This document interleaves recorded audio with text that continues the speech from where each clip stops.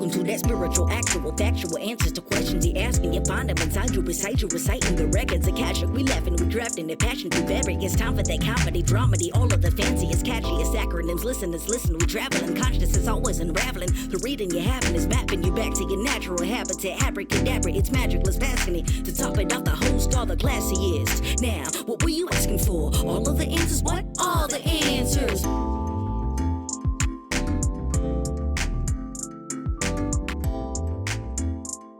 This dog wants cheese. Oh, yeah. You're almost at lunchtime there in NYC. NYC? Well, I just think of Florida as NYC because that's the time zone. I'm confused about everything. It's okay. You can hear my Barry White morning voice. I have Barry White morning voice today, and it's 11. I woke up today at 10 o'clock. Nice. Well, it would be, except that I couldn't fall asleep until 2. Oh, that's still 8 hours. No, I'm happy about the amount of time. I'm just like weirded out by this whole, lately I'm staying up real late thing. I think it's basically I'm just eating too late at night. But anyway, yeah. So I'm torn about whether I should tell you, I want to tell you the story of Bhakti and I, but I'm like, I should wait till he's here because I want to kind of hear his version. Sure, we can save it. We can start here. I'm getting ready to come to your fair state. Okay. Did I tell you I'm going to be in California the entire month of April? Nope. I didn't tell you that. What is wrong with me? I don't know. What is wrong with you? That's a question for the ages. Yeah, I'll be there the whole month. Ready to hang out? Some Yeah. Yay. I'll be here the whole month. Okay, I'm staying in Danville. I'm doing a show up in Grass Valley and some Silicon Valley shit and just fucking hanging out, seeing peeps, dude. But guess how I'm getting there? Train? That would be smarter. You're driving? Mm-hmm. Because you still can't fly? Right. Haven't quite healed that rift in your soul yet? No. That sounded really dismissive, and I did not intend it to sound dismissive the way I said it. Thank you.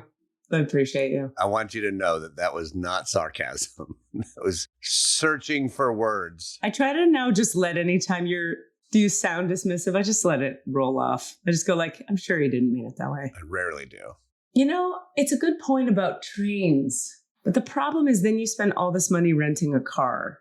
Right. And trains are not cheap. Yeah. I mean, yeah. And also, I had a hard time with the long distance overnight train I took once from some part of Michigan to Denver. So I think it was 2 nights. I can't remember. It was so hard to sleep because the tracks were so shitty that the train was going left and right, up and down, left and right, up and down. So you get jostled awake every 20 seconds. So you can never really sleep. And it wasn't like scary for me like a plane, but I was wide awake all night long. So I was like, this is terrible.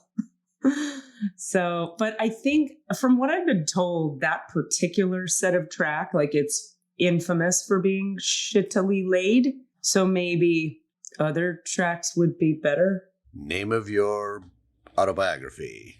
Famous for being shittily laid. No. No, not true at all. Nah. Yeah. So there you have it. California. I'll be there the whole month. You gonna sing the song? California. Oh, I was thinking, California, here I come. Right back where we started from. That's all I know. Oh, that's pretty good. It's not a great song, but it's a song. I've never heard of that song. Oh, I feel like my family always sang it whenever we'd visit California, which was often. From New Mexico, which is the state I'll be driving through. I cannot wait to get to New Mexico. Can't wait. I love the energy there so freaking much. It's a little hard on me altitude-wise, but we'll deal with it. We'll hydrate like a motherfucker. Yeah. I'm going to go to Baton Rouge, Louisiana. You just go straight across. You just turn left from Jacksonville. You go forever and you're in California. But in the meantime, you hit Baton Rouge, Albuquerque, Flagstaff, Northern Cali. Nice. So you're taking that northern route, basically. It'll come up over... Southern route. You'll go, well... It's the most southern way you can go. Southern route would be Vegas to L.A. Oh, you mean once I'm in California? No, if you're going through Albuquerque, you end up then you end up going through northern Nevada and above and like through Tahoe and into California that way. No, there's another way, the southern way. You go straight left through Flagstaff into Tehachapi, and then you take the 5 up. You're right. And you go below Vegas, near Vegas, and you take the 5 up. Yeah. Right. But that doesn't take you through Albuquerque or Santa Fe, does it? Oh, I guess it does. Never mind. I'm an idiot. Tell me I'm an idiot. No, I don't do that to people. And I don't think that way. No, I had it all mixed up. Well, that was scintillating conversation. Now let's talk about the weather.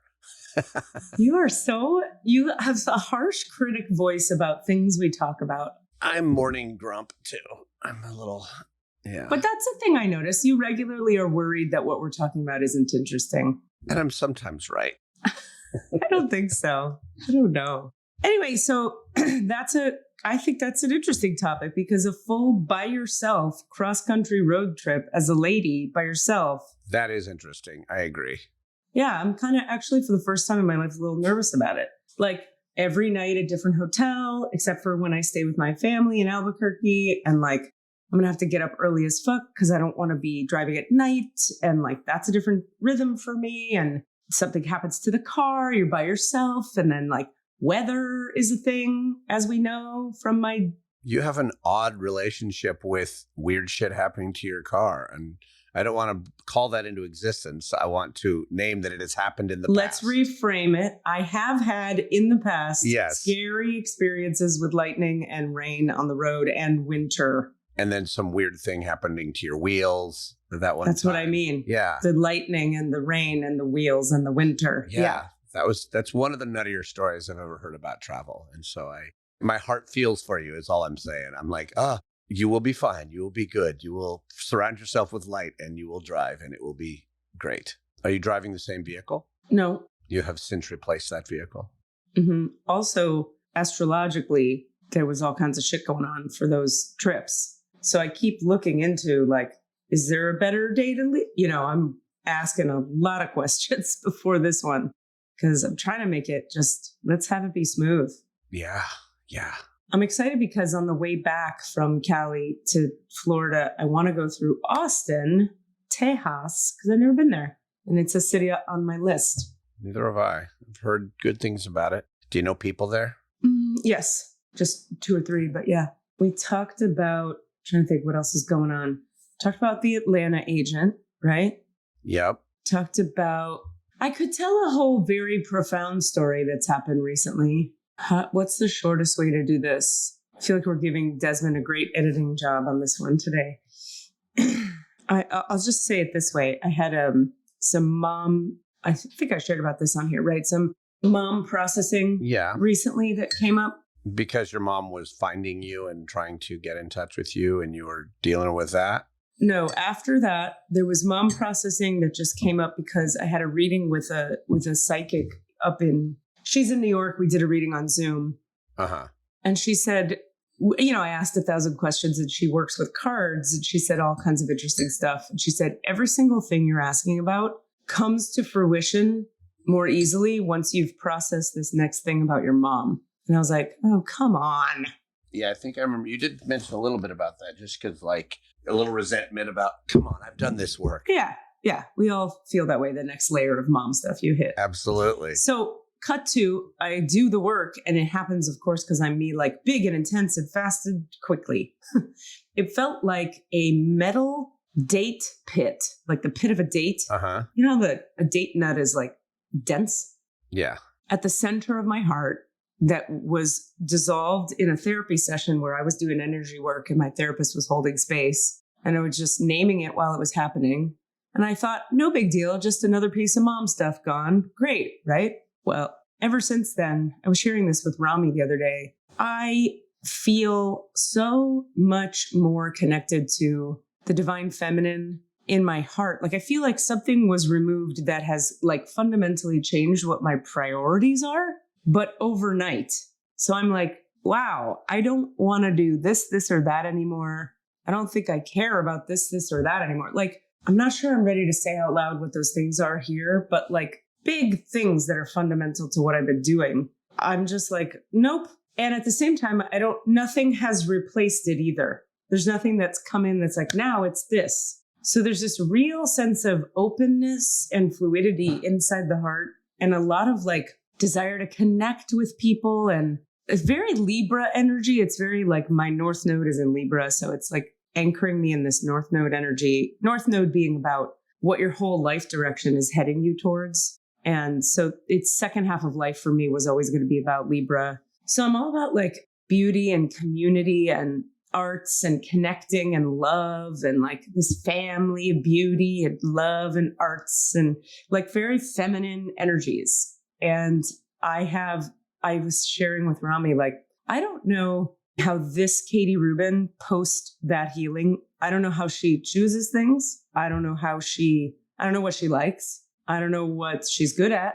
I don't know what she does. So I'm walking around feeling very like, well, bring it, universe, because I got no sense of where the rudder is for this lady's life. Huh. That's a pretty profound shift. That's a change. And does that feel like, well, I'm thinking about things like human design, which are a little determinant in the sense of like, well, wait, if it's changed, has it changed? Or have you just recognized something that was always sort of should have been there? Or I don't know. You know what I'm saying? Like, especially priority shifts. That's a huge thing. Well, every human is on a journey in a lifetime, right? Right. And everybody changes over the course of their life, or they're supposed to grow and change. No, I'm the same. I am the same. I have never been. So these changes were inevitable. This is the growth of my life. It was always going to happen. It's just the way I experience change is so dramatic and in the moment because I'm aware of all of it and it happens in big chunks all at once. Right. So it's really just taking me to the next whatever. I think it was all built in and it was going to happen. It just happened. So now I'm just watching. I'm really into the human design idea of decision watching as opposed to decision making because I'm like, well, I have even less control now. I feel like the remaining ideas or delusions I had that I'm driving this bus were living inside that date nut. Something about the anger at my mom built a need for me to control something. And there was this nugget of anger at her, not even about anything particular. It was just an energy that was sitting there. And then it's not there now. So I'm like, oh, all the things I've been doing to control my reality were in just like that anger was making those choices. So if who we are, this is how I look at it, is not our defenses, right? That anger inside me, all of it that I've ever had for her, that I've been working through my whole life, has been in reaction to her, right? Yeah. So that's not who I am, capital I. That's not the truth of who my soul is. A reaction to a lady? No. My soul is this other eternal light being or whatever the fuck it is. Like this silent wind in my heart of receptive, divine, feminine, whatever. And this personality ego mind called Katie Rubin has no idea who that, like, it's like, oh, I feel more and more and more like this wind thing. What does this thing do? And so I just keep watching what it ends up doing. Yeah. Because anything I would choose from the thing I call I, the personality, it's just reacting to Valerie Rubin. So I don't have any desire to do that. I don't have any energy on that. So I'm like, well, I'm not reacting to her now. So I don't know what the fuck I am. I've just been through this so many times that it scares me a little. So I was leaving messages for Rami being like, well, I hope this works out because fuck if I know what to do now. Now I'm completely unmoored. I have no. But it's happened so many times that what I want to say for the listening audience who goes through versions of this themselves, I go through these big things because I think I'm meant to teach about this kind of shit. But the point is, anytime you become unmoored, there's no anchor in an egoic identity. You don't have to panic because back to what you said, and I was going to bring it here anyway, and you got me there faster, was I still have strategy and authority. And a strategy and authority is just like, for me, it's respond. Life is happening, respond to it, and follow the emotional wave. And so I'm already doing that shit. It's just that the notion of who is doing it has completely changed overnight. And where you're responding from, probably too, or correct. From what place you respond. Is your response reaction or is your response more of an integrated response? So I'm excited about it because I'm like, this me is going to be responding more cleanly, you could say, as opposed to in an unconscious way, reacting to something the rest of me isn't on board with anyway. And I'm 46, just turned 46 in February. And as we know, all of us listening, we all know this, the sixth line life at age 50, the sixth line comes off the roof and re-enters the world. So I still have 4 years before I'm supposed to like show up in any kind of big way anyway, which I won't have to make happen. I got 4 years to fuck around. That's fine. Well, it's more like I think of it as 4 years to just like keep whatever's happening now is fine because you're going to keep exploring it and learning from it and getting more pieces out of it. Exactly. I'll be healing and integrating until the universe sees fit to have me do something else. I have a question. It's all right. And it's about human design. And it might be relevant to what you were just saying. And that has to do with when you overlay two human designs and you get a whole new looking system, right? We've been playing with that a lot in this house. You know, you've infected this house quite well, quite wonderfully. I love that. We get into human design. We get into all the things. Anyway, housemate Carolina, dear friend, she's been doing the overlays and looking at them. And she was describing looking at one of them where neither of us have like a center defined, but when we're overlaid, that center becomes defined. And I didn't quite understand that. Yeah. And neither did she. Okay. And I would love for you just to talk about how that operates. What does that then do? And in what way is it defined? Only when we are in relationship or what? So which center are we talking about? Oh, shit. G center? I feel like it might have been the G center. If you can pull it up, it'd be good to know because then I could speak more usefully to you. Yeah, I don't have the overlay, unfortunately. I can only look at my own. Okay. So basically, this is where we talk about the magic of interrelational conditioning. In other words, interrelational, when I say that, I'm just talking about two people interacting, condition each other's fields. And that's what we call the transpersonal element of human design. So in other words, let's take, for example, somebody who has split definition, right? You have single definition, right? Yes. And so does Rami, which is interesting that you two were ever together. Right. Because you're both fully contained within yourselves. Probably you were mirroring each other's wholeness to teach each other that. Anyway, people with split definition like myself, okay, there are things I can't make happen.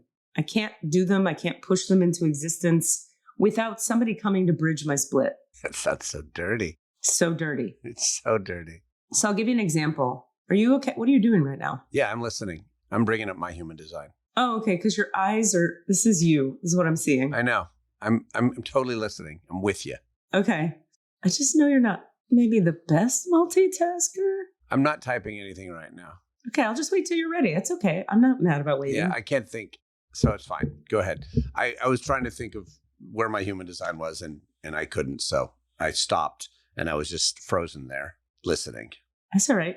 Okay. So if I have two islands of definition, centers that are connected to each other, and then a separate set of centers that are connected to each other, but those two chunks aren't connected to each other. That's called split definition.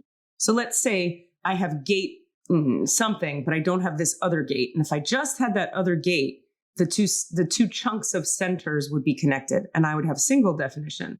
You show up in my field with that second gate. All of a sudden, I can do some shit I literally couldn't do without you there. There's one I have, for example, called the channel of cycles, I think. And I can't start a new cycle of creativity in my own life unless somebody shows up in my field with that gate. Okay. And I regularly feel this because there's a certain melancholy that sets in with that particular channel when you can't activate the next cycle of your life until somebody shows up and activates it. So there's a kind of melancholy that is the frequency of that. And I'm now familiar with it, which helps me go, oh, that's what this is. I'm not depressed. I'm not sad. I'm just like a little bit waiting for the next cycle to begin and I can't start it. I need a collaborator or a person to help ignite that. They'll just show up in my field and it just happens. Okay, so back to your question. In a similar way, if you have open G and Carolina has open G, but the combination of your gates and channels, the way they interact, you might have two gates. She has one, you have the other, that form a channel that connects to defined centers and thereby activates a center, or you could say defines a center that you have open right now. So what that means is when the two of you are together, as a twosome, you guys have consistency and reliability in the collective G center between you. So when you're alone, you're free to be no one or anyone because you don't have strong loves and strong hates and strong passions and strong, I know who I am. Also, when you're alone, you might have a feeling consistently of I'm lost with no direction. And the not self of the open G will say, I got to find my direction. I got to get unlost. I got to know who I am. When you two are together, both of you will feel more like, oh, I know who I am. Got it. Because there's a defined sense of self that comes into being betwixt you that literally doesn't exist when you're not standing near each other. And that's the other thing. It's not just about those combinations of humans. It actually has to do with proximity. Yes. Yeah, because I was thinking about like with you and your mom, that you're not creating overlays with each other because you're not in proximity to her. It's not just about your relationship with her and her design and your design because you aren't literally next to each other to create those stories. Oh, you mean like she's not triggering me because she's not in my aura? Right. You guys, we aren't looking, we couldn't like put your two designs over each other and learn things about your gates and channels because it's not being. Yeah, we could. But it's not being. From my childhood. Oh, okay. That makes sense. It'd be super useful. In fact, I've done it a bunch where you go like, oh my God, all those times I hated her for X, she was compromising me in this gate right here. Got it. Yeah. Super useful. Yeah. But yeah, it's, well, when you get into stuff like that, now you're talking about trauma and unprocessed grief and pain, which in human design, they call conditioning. And then you have to decondition around that. So the question becomes, how do you decondition? And then as an energy healer, my answer is do your work. And then it deconditions you, right? But if she and I were to interact, if her aura were to come physically near mine, all those gates and channels would activate. The mechanics would be the same. I'd probably have a different reaction to it now, but still it would be a shitty dynamic because our mechanics are not good together. Like I've looked at it closely. My mom has also I've looked at her design. It's been very helpful for me compassion wise because I've come to understand her design a bit better. And I'm like, this woman was going to have a difficult life no matter what. And that gives me a lot of empathy for her. Like she has some shit in her chart that was like, this will always activate that in people. This is aggressive and people hate it. You're a woman, but also this, good luck. Like rough stuff. So anyway, so did that answer the question at all? Totally did. That's what I was wondering because I didn't know that you could actually fill in a whole, I knew about like completing gates and channels and we talked about competing ones or ones that are complementary or ones that are coexistent or pull each other or in conflict. But then that a whole center could actually get filled in. I'll give you one tiny example just because for the listener, I think this might be interesting for them. And Bhakti is like, I'm chilling, don't rush. Amy, my human design teacher, who I've taken 1,000 classes with and who I work with privately for my own learning, her partner, like romantic partner, they run together. They have a human design business. And the way their gates and channels operate, I won't get into the weeds with it, but they have a channel that is called the channel of like birthing or bringing life onto the planet. And then there's a second one that's something like organization and getting stuff done. But neither of those channels exist when they're not hanging out. So when they come together, they literally have the energy to birth a business and organize it and bring it into being. But when they're physically apart, neither of them have any energy to do any of it. It's like one goes on a business trip and the other's like, I can't get anything done. Pretty much. And so they're like, it's magically perfect. The hard part is the romantic part, right? Like, because any romantic relationship is hard. But like, they're like, well, we're perfect for this business. And it's right there in the design. And then you take their charts apart and they both are just like, I'm just sitting here. I got nothing. Isn't that amazing? That is fascinating. And I guess as human design people, that helps them to plan their own, if you're going on a trip, I'm probably not going to get anything done on the business. 1,000,000%. And we know this, and we're not going to judge ourselves for it. 1,000,000%. That's the whole thing. That's the whole point of, oh my God, what happened to your hair? Well, what's up, brother? That's short, first of all.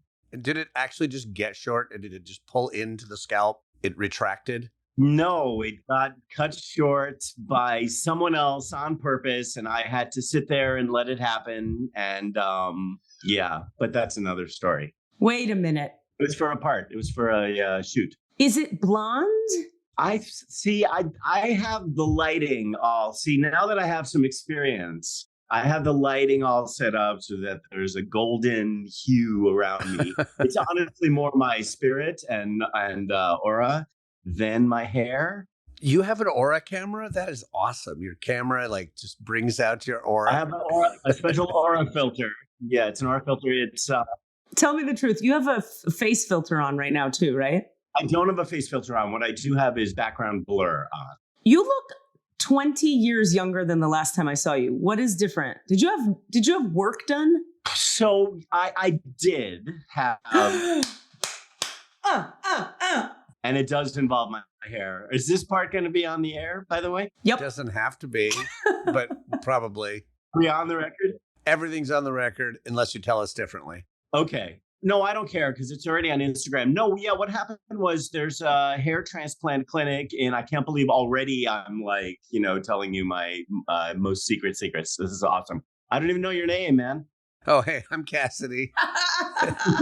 Let's introduce our guest while we dig out his innermost secrets, Katie. So this is Richard Bhakti Klein. And Bhakti, before you came on, just for everybody to know, I told Cassidy, I'm so excited to tell you how we know each other and a little bit about our history, but I have to wait till you're here so we can do competing versions of the same story because it's delightful. Oh yeah, that'll be fun. That'll be good times. And then, but in short, Richard Bhakti Klein is an expat from America who lives in Mumbai, India, and is a working actor in Bollywood, who also is a musician and music teacher and has in his past taught children math. Are these all true? That is all true. These are things we know about Bhakti. I'll get into how we know each other later, but that's, ladies and gentlemen, Bollywood actor, white guy in a brown land.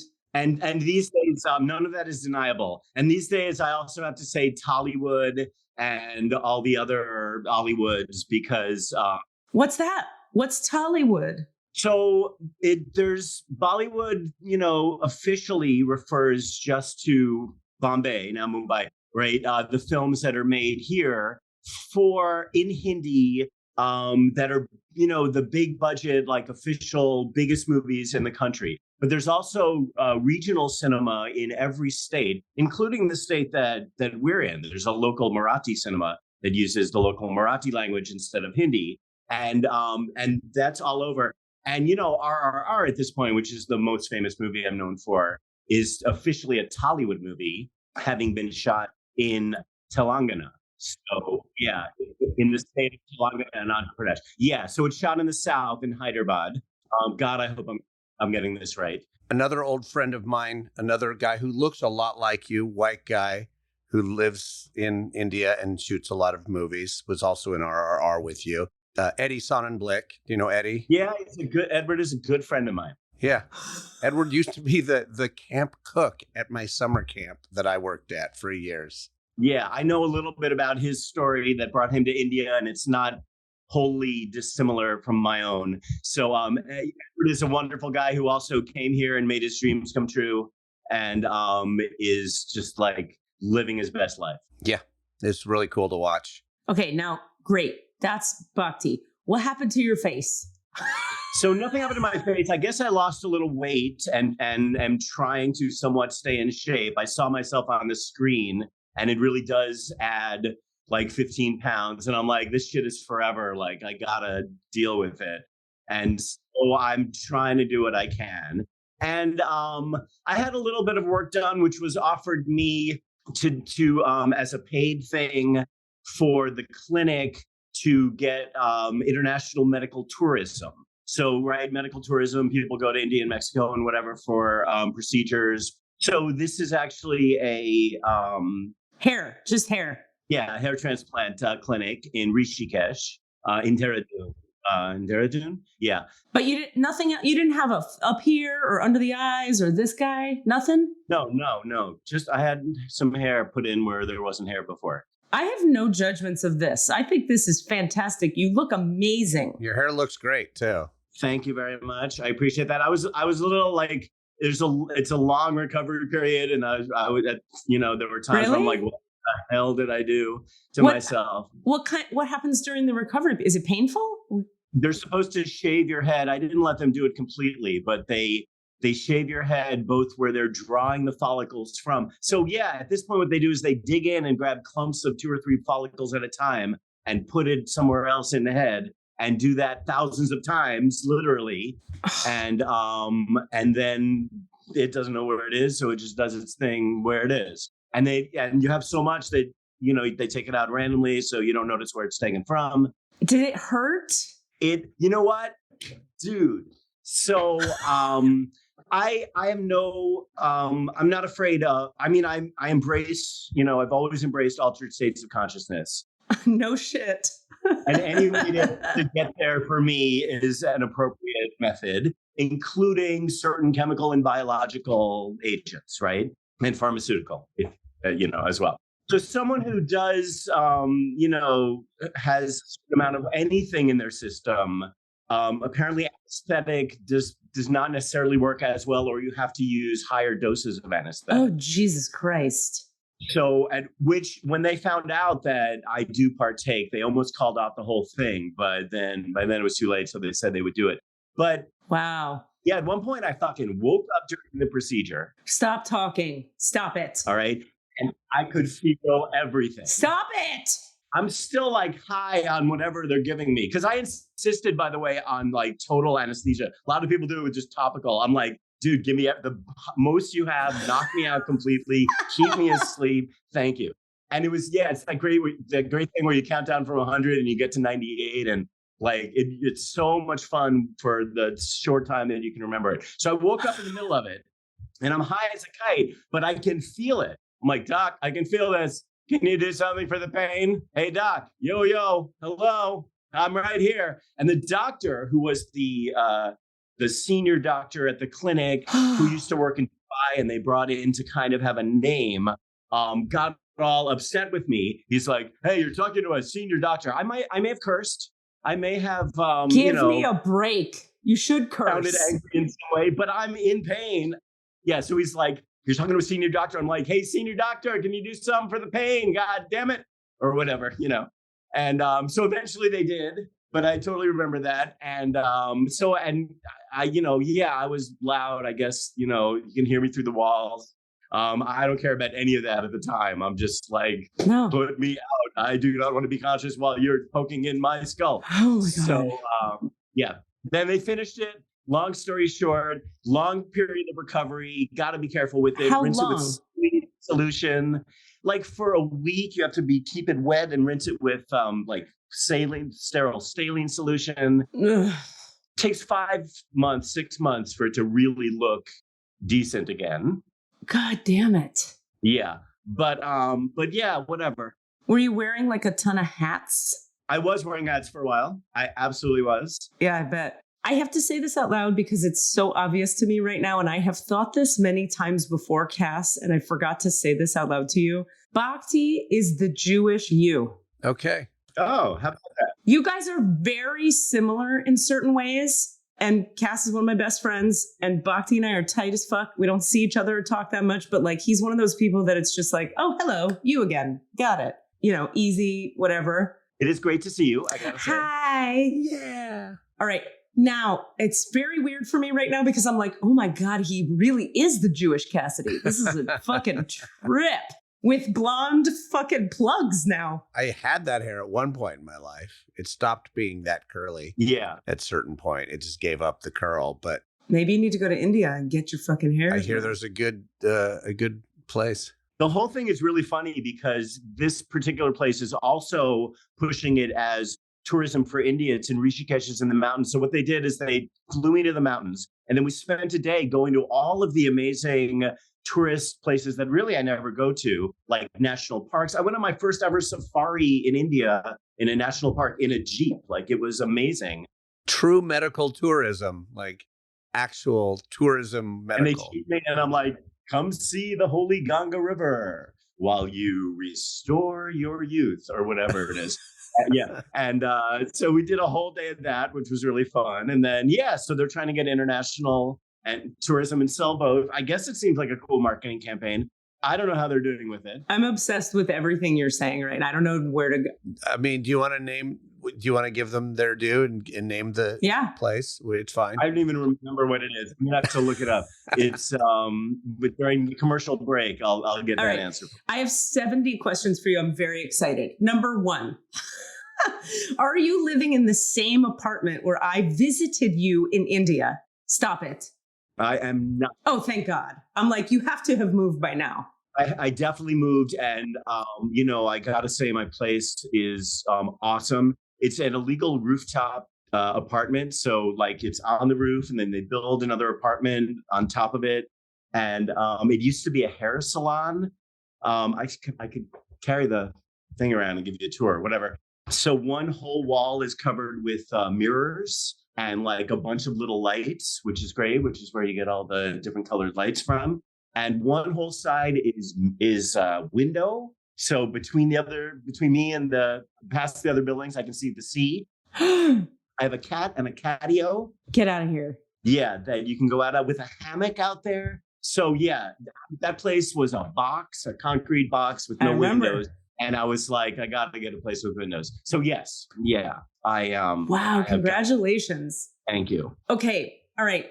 Fucking A. All right. So usually where we start with people when we bring them on is and I'm going to ask you this eventually. I'm like, what does spirituality mean to you? Let's talk about it. And we're going to do that with you in a minute. And you have such a fun, unique, wackadoo perspective on everything that I just love it all. It's all gold.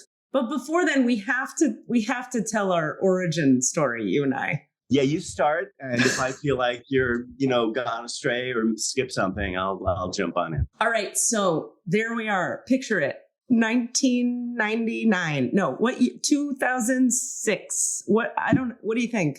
Around there. Something like that. 2010, maybe? No. Okay. 9. That sounds like a thing. In Oakland, California. Oakland, California. I get a gig teaching acting to rich Jewish girls in a Hebrew day school, right? Yeah. Katie was the drama specialist, Hebrew day school. I was the computer specialist. Those were our titles? Yeah, those were the official titles. And okay. But the auditorium, the computer lab was right next to the big auditorium, which is where they would hold rehearsals. So she was always like right outside my door in the next room, giant room, doing the rehearsals. Those kids don't know what hit them. You gave them an experience that they would never have gotten at that school. That it's just so awesome to they're so lucky that, they had that. How long did you do it for? Oh, one quarter or something. Teeny tiny chunk of time. Because here's why. Before there's even the Bhakti story, what happened was I was in recovery for 900 addictions at the time. And very on it with the recovery world. And so the addiction I was looking at most closely at the time was sex and love addiction. And these girls, I don't know what happened, but somehow they got on the internet. They were how old were these kids? 8th graders or younger? Yes, it was the school was K through 8. So, but your kids were 9 or 10 through 13 or so. They got on the internet, Cass, and they saw some website or something I had that was you were doing one of your shows, and they saw enough about what it was about to. Right. There was a description of a part of one of the shows that was as we navigate the waters of sex and love addiction, we come to know ourselves intimately. So they came back and they were I was teaching about what's an active verb? And I was so who has a question? And they all raise their hands. And the girl I call on goes, so what's sex and love addiction? And I was what? Long story long. Curious kids. It got to the faculty quickly that I was talking on the internet about sex and love addiction, and I was never asked back to that institution. Did you get to finish out the quarter at least? Yes. You didn't get fired? They didn't fire me, but they literally never responded to another email. I'd be like, so cool. What time do we start next quarter? No response. I can say you definitely had your supporters, like, like there was certainly controversy and it was, you had your supporters. In fact, most of the teachers, if not all of the teachers, were your supporters. Maybe a couple of the really orthodox kindergartner teachers, maybe not. But most of the teachers, were totally supported you and thought that it shouldn't matter. And it was an educational thing and it's all good. And but there were a few of the parents, and it's all political. So a handful of the parents with the most money have the most power. Yep. So not enough. They refused. The principal, to his credit, I refused to fire you in the middle of the whole thing. I didn't know you had any of this intel. It was a small school, and I did not know you. We've never talked about this. Oh, yeah, that's funny. Yeah. So they were just like, no, we're not going to do anything, but we're not going to have her come back. And it was because of the sex and love addiction thing? In a way, yeah, sure, yeah. What else was it about? I mean, not necessarily the past, but the fact that you were currently doing a show about it, I think, was more the issue, so that people could go and find out more of these lurid things about me. God, I love this story so much. It was more that. It wasn't like punitive for the past or about you being in recovery or anything. It was, well, yeah, our parents can go, a rabbi can go, see her, tell her whole story, on the same night that they saw her with the kids or whatever. And she's probably fucking all the kids. No, nothing like that. And like I said, a lot of people thought that it was good for them to get a more well-rounded education than they sometimes do. Oh, God, this is great. Okay, so anyway, he's there and this is my experience. He's like my saving grace in this job because everybody's so fucking uptight. And I come in and Bhakti's playing the guitar in the computer center and doing jokes in the hallway. And I'm like, funny guy who does music. So we start to banter and we hit it off right away. And we're both like, you, not boring, can tell the truth to you. Cool. And we become buds. Yeah. I mean, I was a performer too. I was singing in a bunch of groups and I was even dancing at some point. And no, you were doing a ton of stuff. We both were in the arts and just had this day gig teaching things with kids. And then it turned out, so we had a little affair. Is that fair? Is that fair to say? Yeah, that's well put. Sure. We had some moments, let's say. You shared space. We shared space. You created some gates and channels. And then, crazier than that though, so we share some space. My best friend at the time, who shall remain unnamed, female human woman, I start to talk to her about this dude I'm sharing space with. And she's like, oh, Bhakti? Oh yeah, we dated. And I'm like, what? She's like, yeah, we had some moments. We shared some space. So my best friend, who I don't know even knows him from Adam, has boned down with the dude I'm boning down with.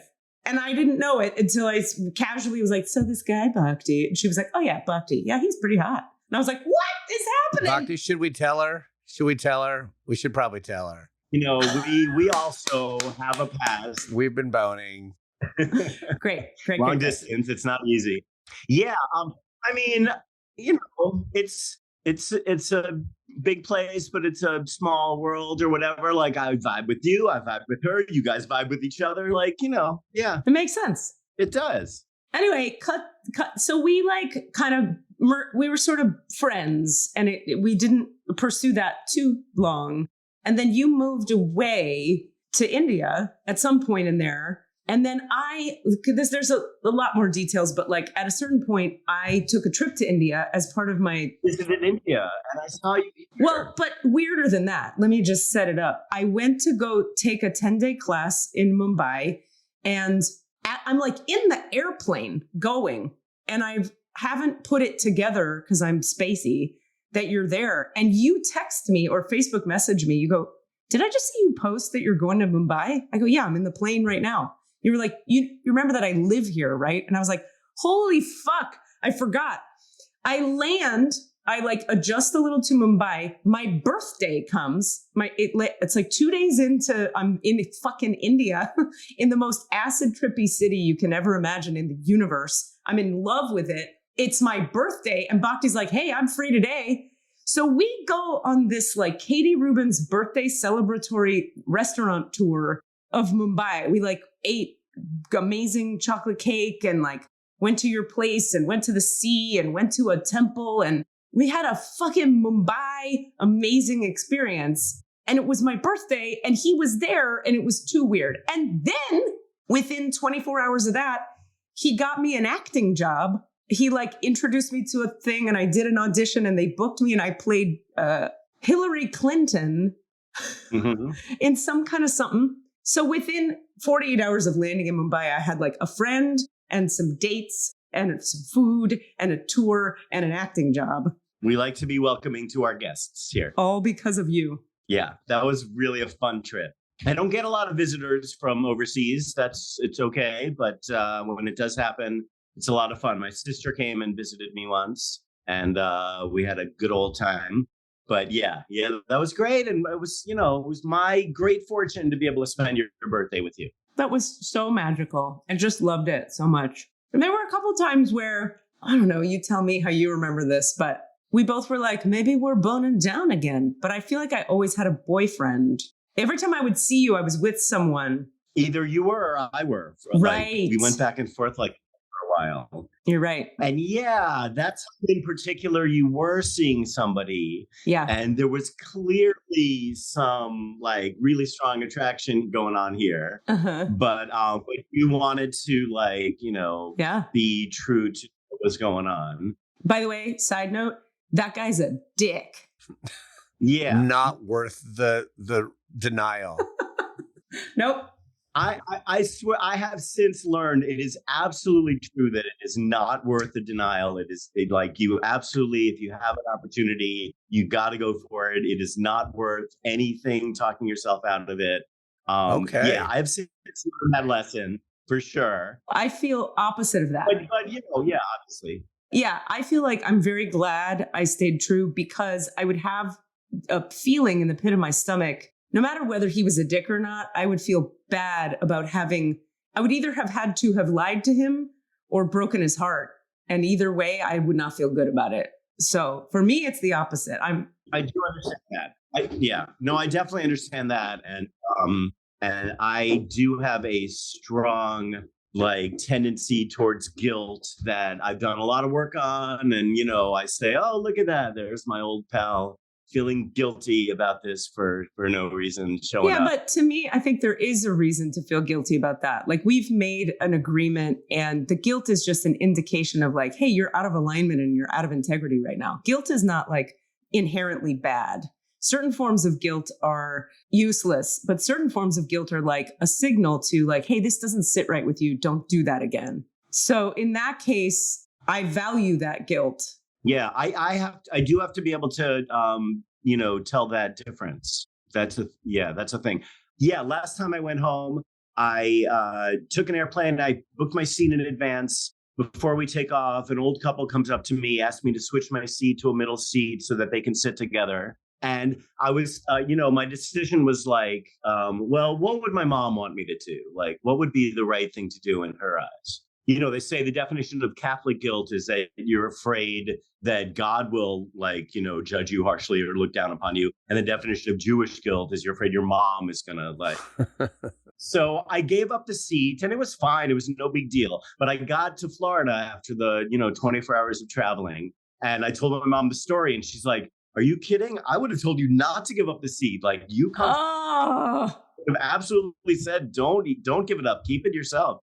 And I'm like, okay, well, there's a lesson in there. Like, if I'm really doing it based on what my mom would want, then, I have to take that part into account also. Like, so your mom remind me which part of Florida your mom lives in. South Florida. Sunrise is the town. It's like near Fort Lauderdale, but then towards the Everglades. So this is another thing that when Bhakti and I met each other, I'm from Miami and he's from this very close to Miami place. And we're both in fucking the Bay Area, and then we're both in Mumbai. You know what I mean? It's like a long journey together. And I feel like even spiritually, we've had very different, but in a way parallel kind of journeys. Like we've both like decided at some point that we were gonna like figure out what makes us happy and what makes us most fulfilled and how we want to live and kind of create a way of living that works for us, because Lord knows all the ways that we've seen people do and does not work for us. So we had to figure it out for ourselves. Yeah, exactly. I agree. Like free spirits who are like, no, I'm pursuing fulfillment, not like what people say you should do. Yeah. So that brings me to usually our first question. Like, so if I say the word spirituality to you, like, what does that word mean to you? How do you hold that in your consciousness? I mean, to me, it means the aspect of life which is non-physical and, experienced by each conscious being, and which connects us all in some way or another. The Buddhist curtain of jewels or whatever, where each one is multifaceted and each one reflects every other one, kind of thing.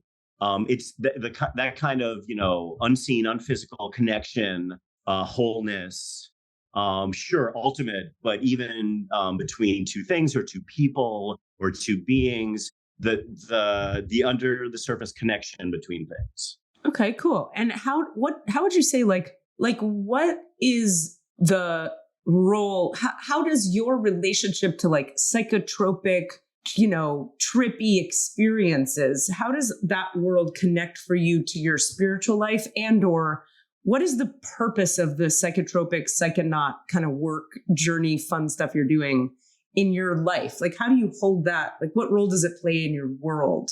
Because like, to be clear, you're into like, you experiment with a lot of things, right? Like the drugs, the pharmaceuticals, the plant medicines, right? Without incriminating myself much, yes. Yeah. All kinds of altered states of consciousness, as I said. For me, I had a friend that wanted to do it naturally and he would meditate or whatever, but he wouldn't want to take anything. And for me, any modality is fine. I mean, even, electromagnetic stimulation. All kinds of physical, religious, historically religious methods. And yeah, like I said, physical, chemical, and biological substances. But what are you looking for in? So the thing is, normal adult waking consciousness, as is experienced in the Western world, is a very specific, very narrow state of being, which is really designed for like society to run well and for capitalism really to run well. And it's just one of, it's so narrow. It's just one of so many. I mean, even that can be widened. And there's like so many other ways of experiencing reality. Well, yeah, exactly. Yeah. And I always sort of wanted to see like what the limits of that, were. And then how much the real trick is how much you can integrate it into, your day-to-day life. That's the thing. Anybody can go like meditate in a cave for 20 years and get somewhere, but can you bring that back to other people? Right. So I mean, that's one reason why I do that, and also the reason why I have meditated and have been in like black magic Satanist quote unquote like working groups, and why I've used, medical light and sound technology to induce states of consciousness, and why I like sensory deprivation tanks. And I mean, there's a lot of modalities, and a lot of them are a lot of fun. So it's all about, so let me say back to you what I think I heard you say, and you tell me where I'm wrong. For you, these entering or experiencing these altered states is about A, the fun of it. It's fun for you to do that. B, it's about seeing past the veils of the three-dimensional reality we are conditioned to live in and attempting to bring some of what you see past the veils back into that 3D reality. Yeah, it's in trying to, make the most out of life. Some of it is an attempt to see what's possible. And then the next thing is to take the stuff that you want to integrate into your daily life, and how much of like the far out stuff can you actually keep within you. Yeah. And yes, fun. Absolutely, fun is a huge factor. I'm a big fan of like, I choose fun in this lifetime, which is I think a Jerry Garcia quote. And yeah, absolutely, that's a big part of it. What are some of the, like, one or two of the biggest takeaways from other dimensional experiences that you have wanted to integrate into your day-to-day life that you feel like I try every day to like bring that thing back? I guess the first example that comes to mind is you could call it synthesthesia, I guess, or you could just call it like deeply experiencing sensations. There's a level of listening to music where it's like just becomes you and it's inside of you and it's just complete, which music is probably the main way I do it. But even other, maybe other forms of like just really if I'm experiencing touch, like for it to be the deepest, most fun, fullest touch experience.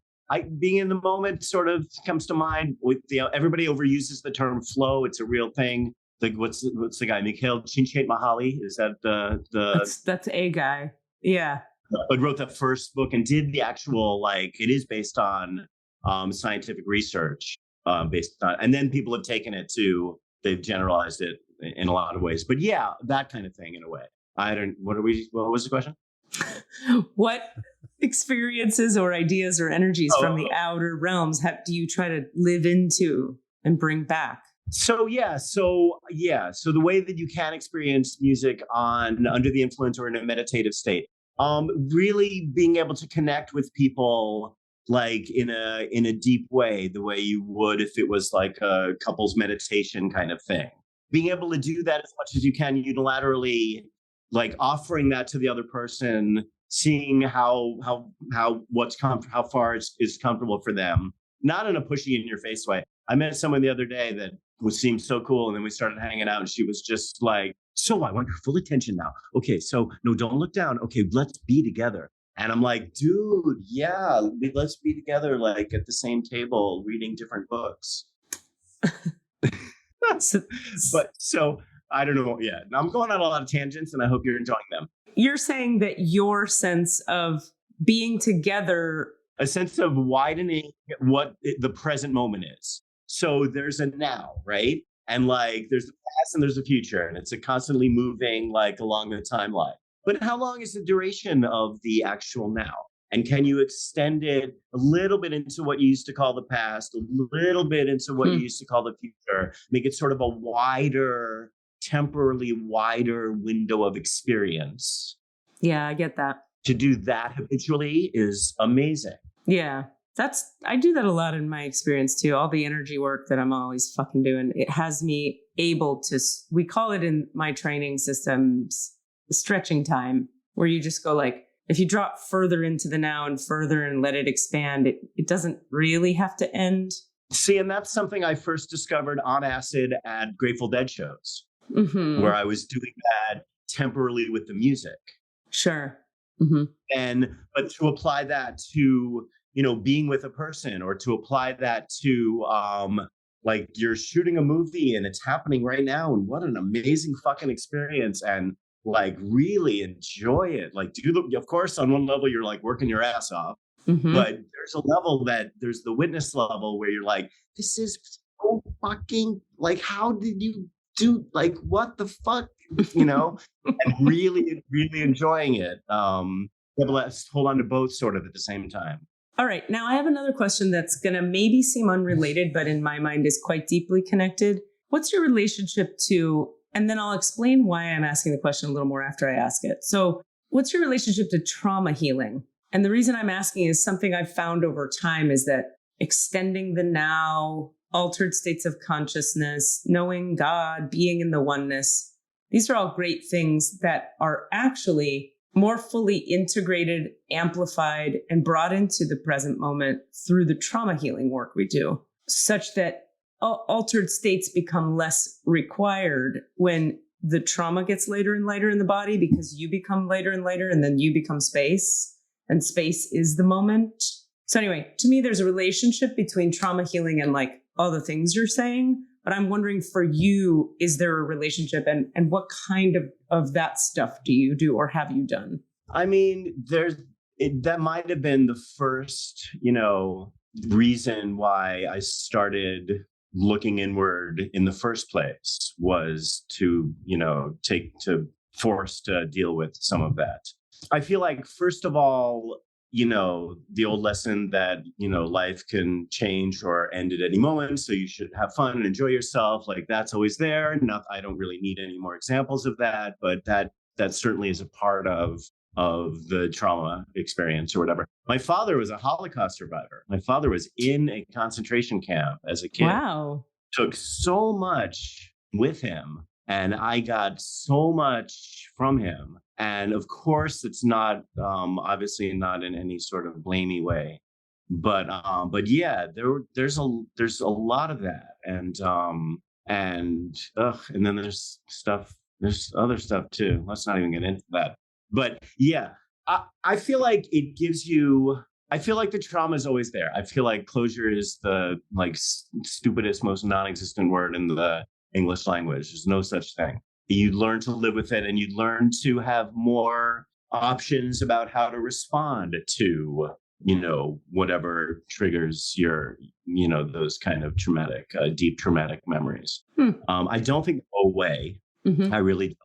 And I think there's a step of development where you make a lot of progress and you say that, oh yeah, no, I'm not triggered anymore. It's, all that stuff I've dealt with, where it's really still like newly repressed. And I think that's, I agree with that. Up there, there's a dangerous point there. Yeah. I don't think it ever goes away, but you do certainly have more options, more choices about how to deal with it. And you see it in greater perspective, and it almost makes you rededicate yourself to what you are doing. What is healing to you? What does healing mean? What is that? Healing to me is changing, reactions to responses, to put it, too tightly. It's being able to, not being able to be free from automatically unthinking, emotionally limbic system reacting to situations that are similar enough to the ones that traumatized you in the first place, that you go through the whole emotional response, and it's out of your control. It gives you, like I said, even about guilt, it's like, oh, there's my old friend guilt rearing its ugly head again. Ha ha ha. I don't have to do anything about you that I don't want to do. I don't have to engage.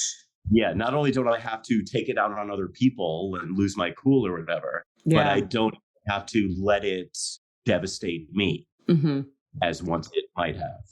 I think that's as close to defining healing as I can get. Love it. I'm really just interested in, I know where I'm at. I know what I know. Are you seeing some similarities and some differences? And I am very clear and have always been very clear where you and I are similar and where you and I are different.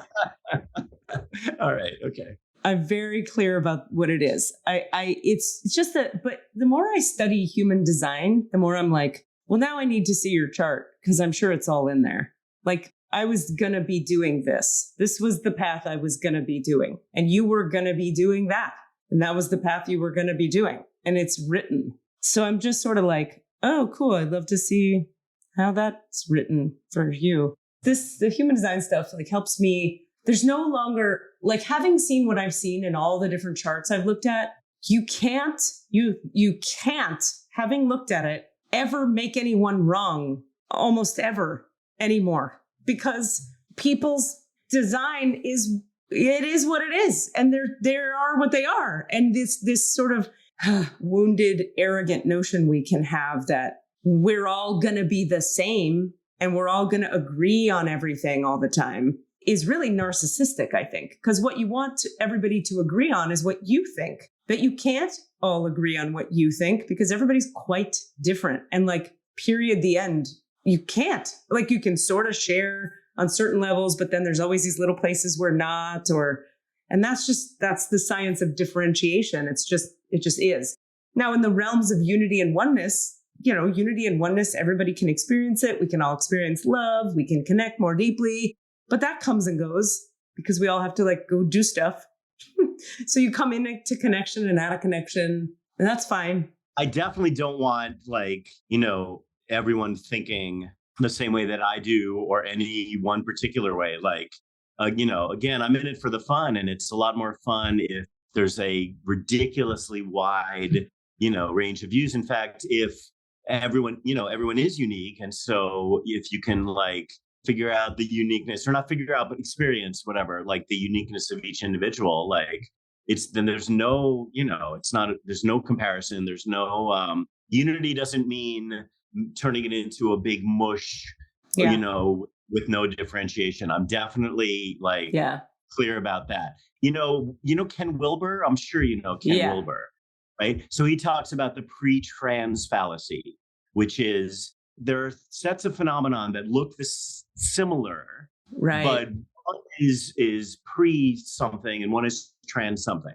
So, take a simple example of being verbal, like an infant is nonverbal. But that doesn't mean an infant has reached some high meditation state of satori where it's beyond words and all duality of words have been unified, right? Like, that's a possible thing, but that's not.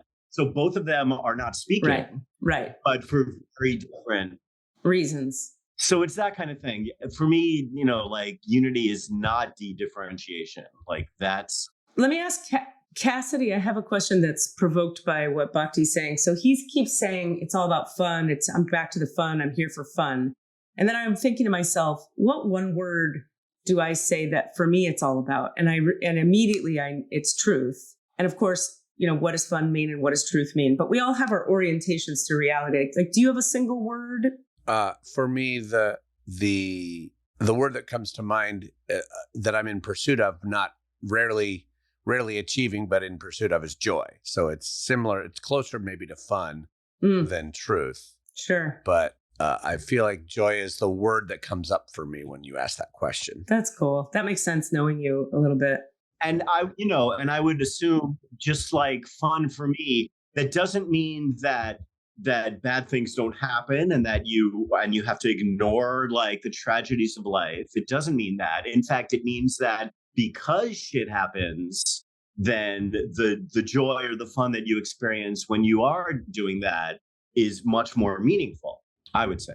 I'll admit to I have judgments that come up when someone says, I'm in it for the fun, which could be a very dismissive and very like, fuck the world. I'm just in it for my getting my rocks off. And I don't think that's what you're saying, but I have my own judgment about saying I'm in it for joy, which feels very like, nothing, there's no pain, there's no struggle. No, that's what I want us all to have, joy, so I have to engage on that level. Yeah. Yeah, no. That's exactly right. And it can be seen in sort of that superficial way. And I really consciously make an effort for it not to be that, and to have a deeper understanding or definition of the word fun, which includes, getting through the realities of life consciously and with people, and not shying away from them, facing them head on.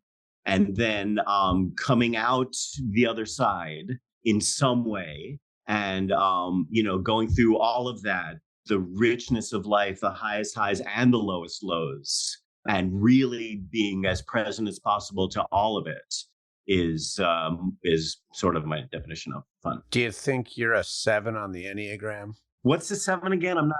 That's the adventurer. Everything is gamified. Everything is about finding it is the guy. I mean, you've just defined the 7 on the Enneagram by saying it's all about. Did I?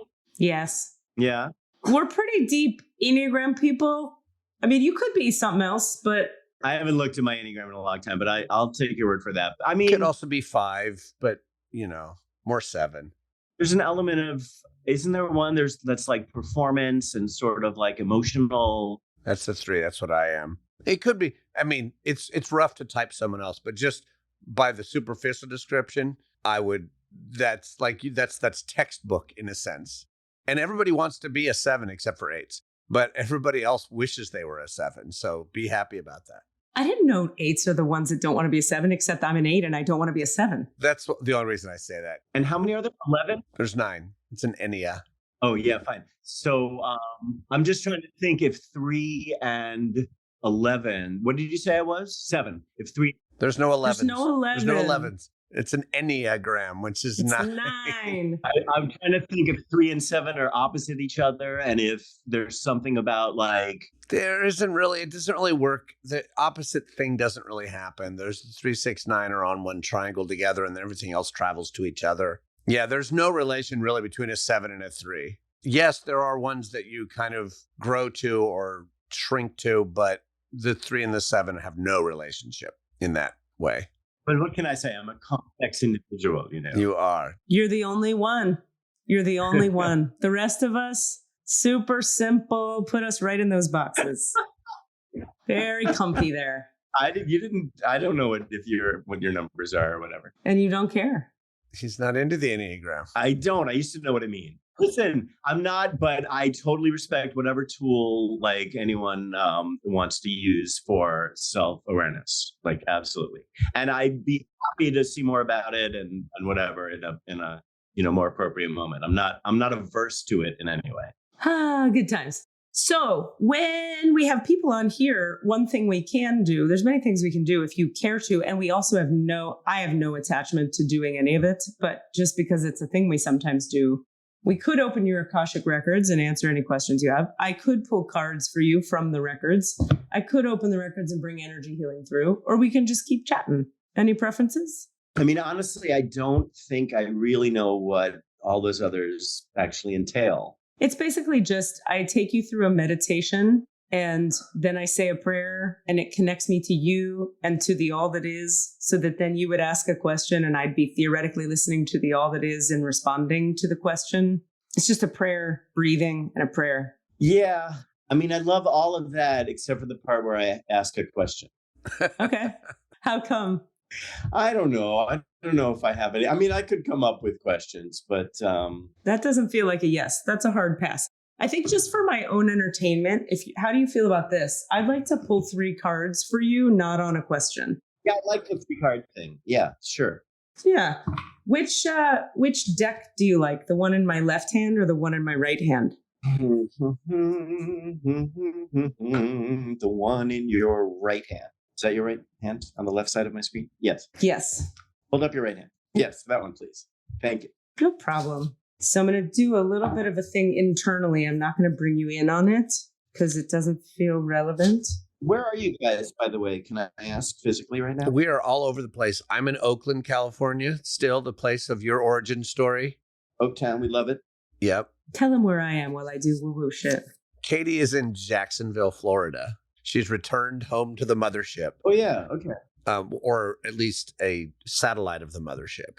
That's after going to Mancos, Colorado for a year, then upstate New York for a year, which I can't remember the name of the town. Beacon, New York for a year. And then finally, maybe settling, who knows, having been in Jacksonville for several months now. What does settle mean? There's no settle. Jacksonville is a nice town. I almost, being from Miami, it's like almost feels like Georgia more than Florida. It is. It is very Georgian. Yep. The joke here is it's Southern Georgia. It is amazing how we can communicate like this across totally across the earth. Like, it is amazing. Although I often wonder if we spent as much time and energy and money on developing our psychic abilities in the last 300 years as we did our scientific abilities, then maybe we would be able to have this conversation without the technology. Well, that's literally what I've been doing for the past 30 years. So I agree. Or I wonder.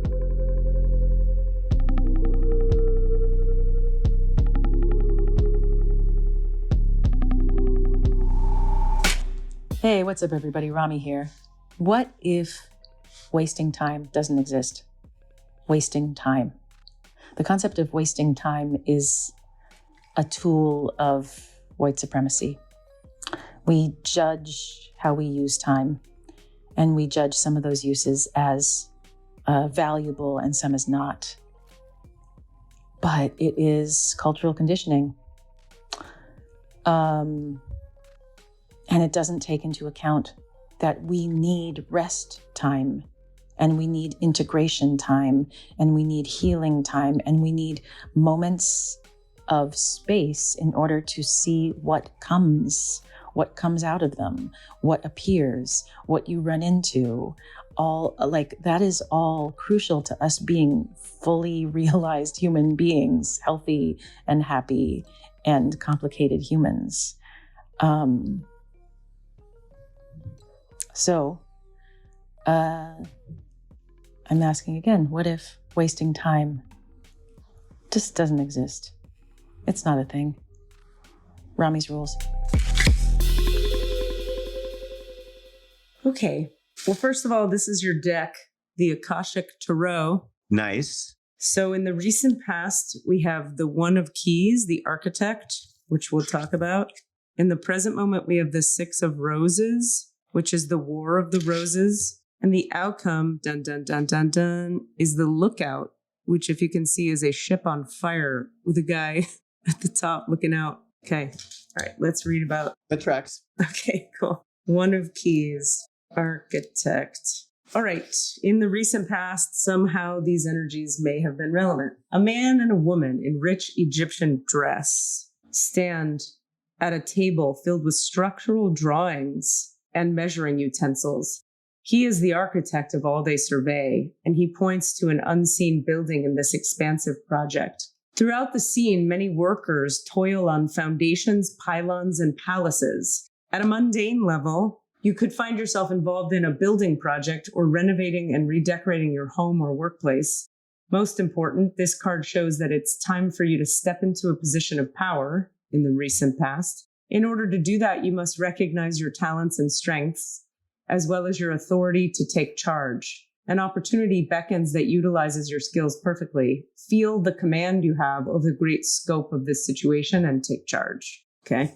I mean, the first thing that comes to mind is work. Do you want to, should I give you? Sure. Should I say anything? Sure. Yeah. Why not?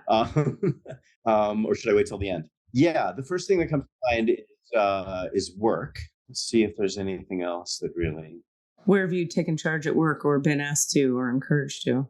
I mean, it's been it's like acting is really relatively a new art form for me when I started doing it here. And I was thrilled to be able to do it because I had sang for so long and didn't want to start over singing here, So it was a way to like start with a new kind of performance. It came along at the right time. And then I've been really working on it, which is fine, but you can only really, know what's going on when you're actually shooting.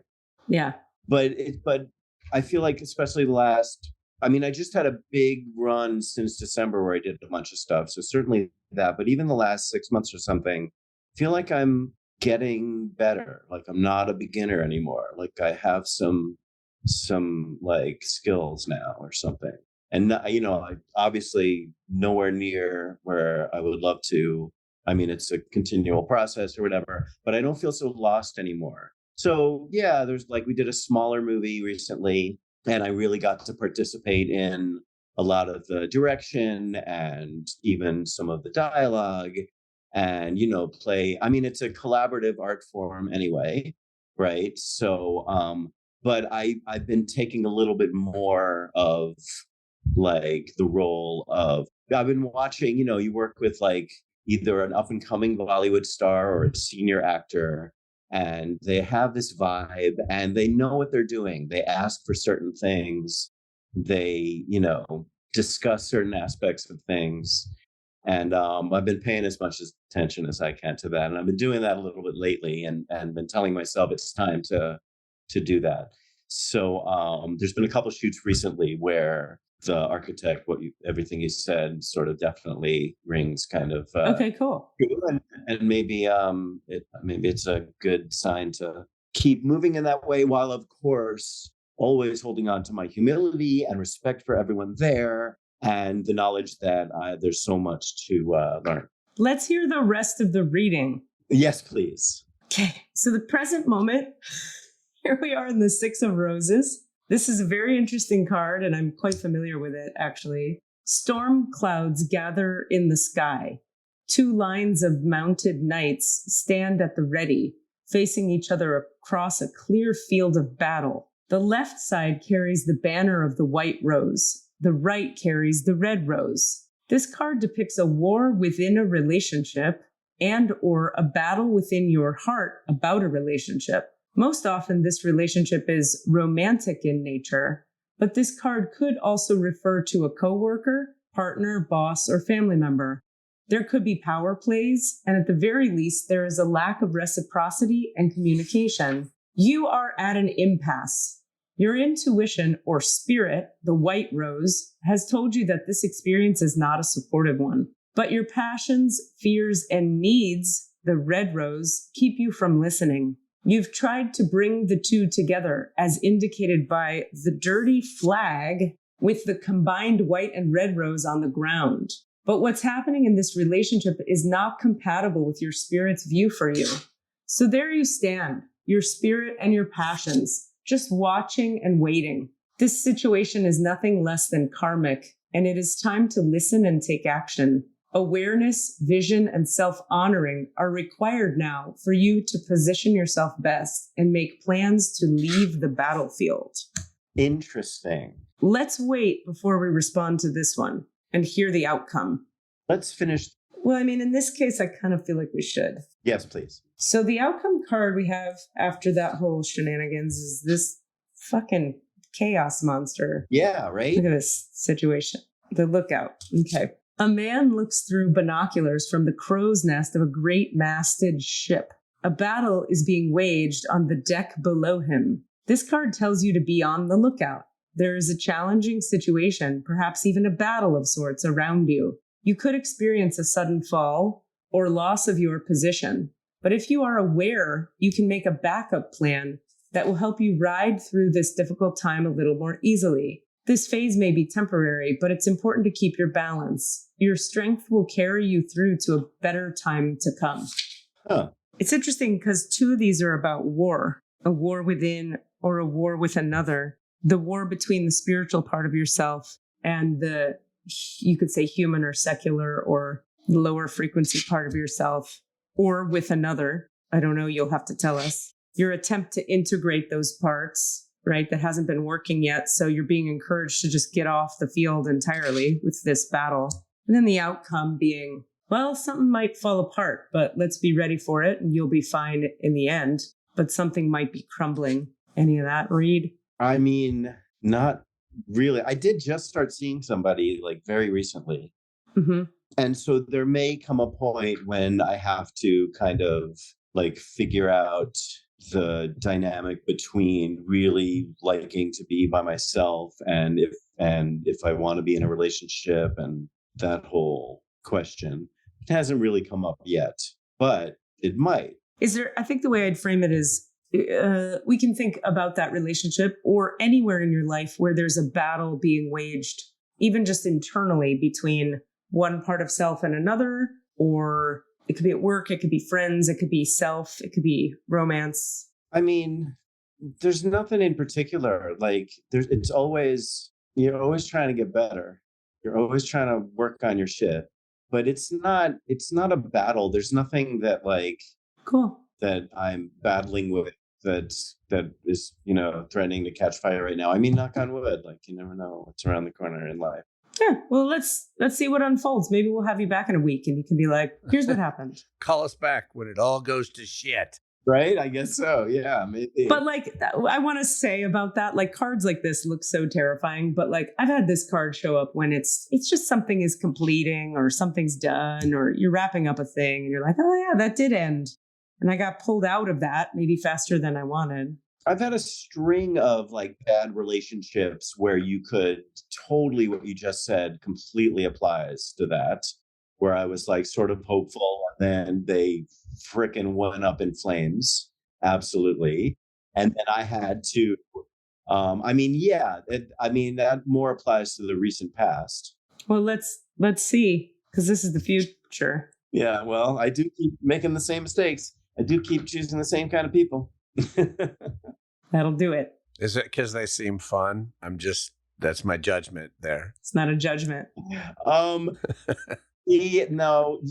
I mean, yeah, not to put too fine a point on it. Yeah, you could say that. I mean, yeah, I'm attracted to people that are more volatile and, surprising, and that's not always good.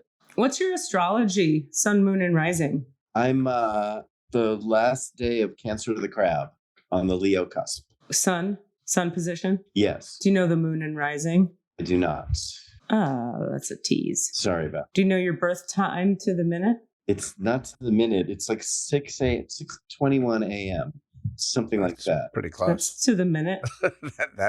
I mostly made that up. It's like, plus or minus an hour. Oh, that won't help. Okay. If you ever find that from your mom, let me know.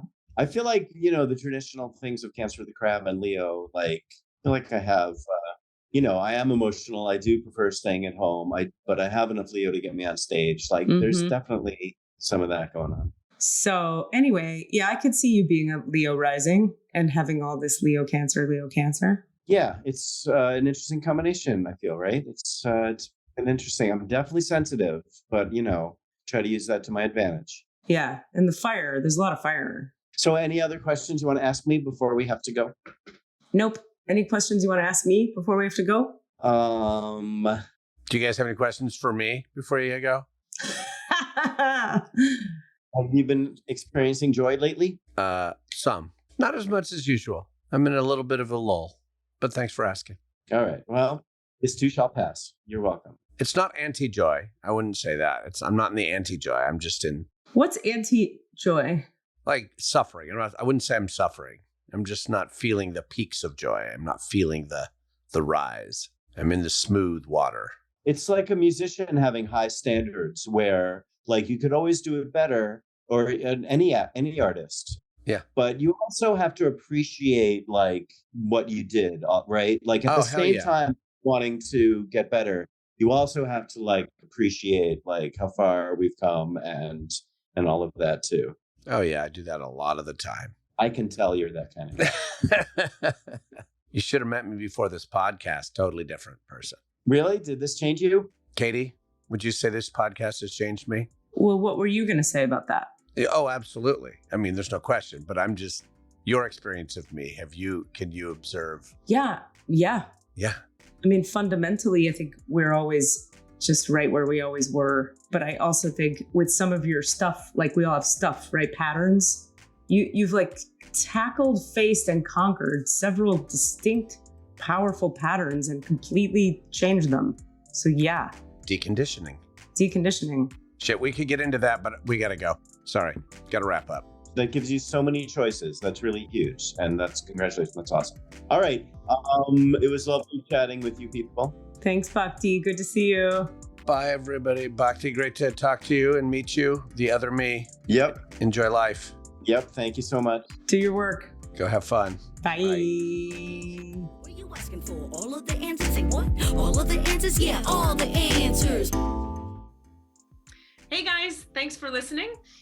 We'd love to hear from you. Please email us with your questions so that we have questions to answer in the Akashic Records. Our email address is allanswerspod@gmail.com. That's allanswerspod@gmail.com.